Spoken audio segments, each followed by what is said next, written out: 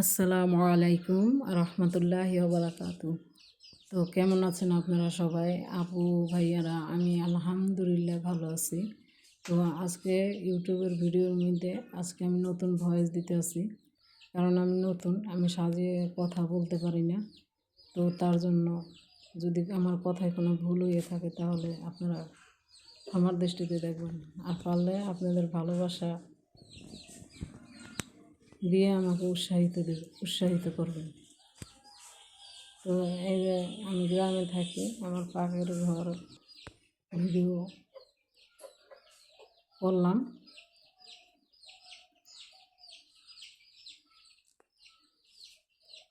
এখন রান্না করতে যাব। তো কি কি রান্না করি পাশে থাকুন, দেখতে থাকুন।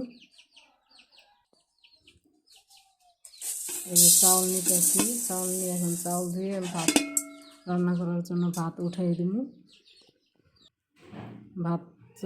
ভাত উঠাইয়ে দিছি, চুলা ধরাই দিছি। এখন ভাত হইতে থাক, আমি কাটাকুটির প্রিপারেশন করতেছি।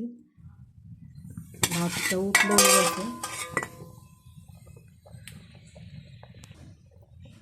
এখন ডিম সেদ্ধ করে নেব।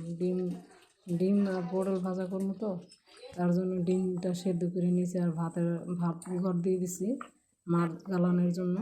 আর এই যে দেখেন আমার সব কিছু কাটাকুটি শেষ, বাটাবাটিও শুরু। তো ফাঁকে তো এখন রান্না করবো লাউর বীজ, লাউ শুকলা আছে না, লাউ রান্না করছিলাম, তো শুকলাটা রাখতে দিয়েছিলাম। এই লাউ কুচি কুচি করে আলু দিয়ে ভাজি করবো। এই যে ভাজিটা এখন কড়াই দিয়েছি।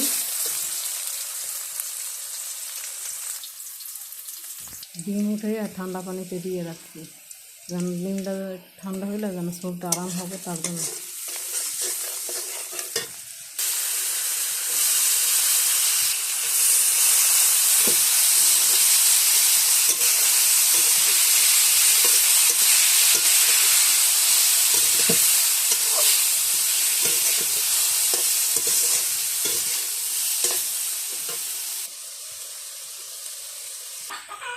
আমার ভাজিটা কখন হয়ে গেছে, লাউ শুকলা তো একটু পানি না দিলে মানে শক্ত মানে কাঁচা ভাতটা থেকে যাবে, তার জন্য মনে করেন যে ভাজিটা করতেছি, পানি দিয়ে সেদ্ধ করে নিতেছি।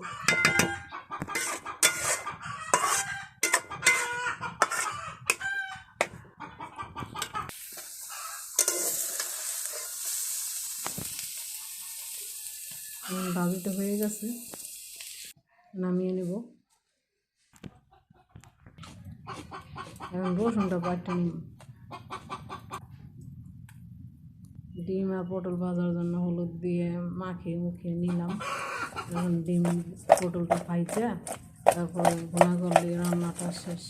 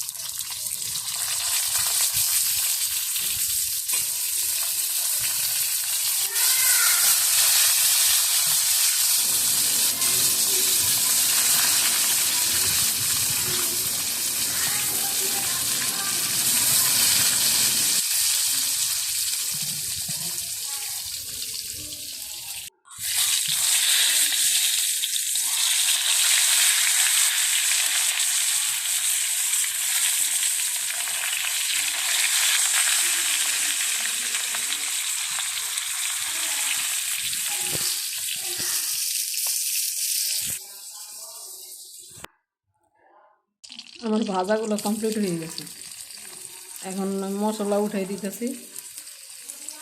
পেঁয়াজটা ভেজে নিব।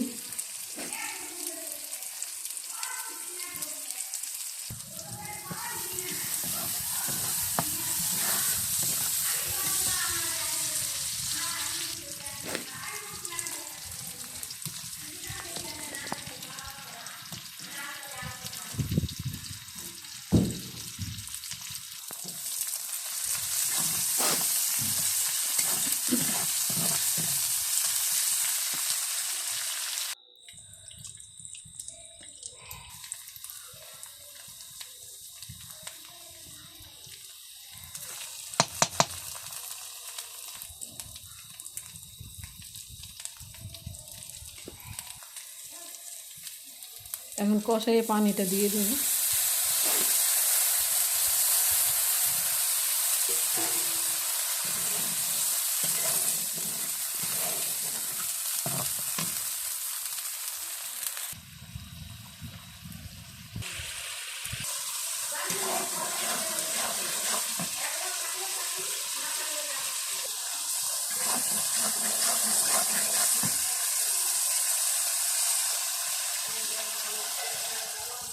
কষাইয়ে ঝোলটা দিয়ে দিতেছি। জলটা পানিটা ফুটে উঠলেই ডিম আর পটলটা দিয়ে দিই।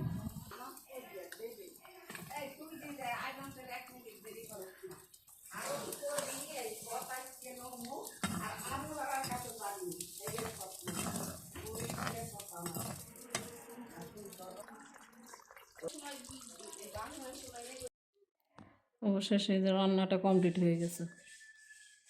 তো কেমন লাগলো অবশ্যই সবাই কমেন্টস করে রাখবেন। রাখি, আসসালামু আলাইকুম।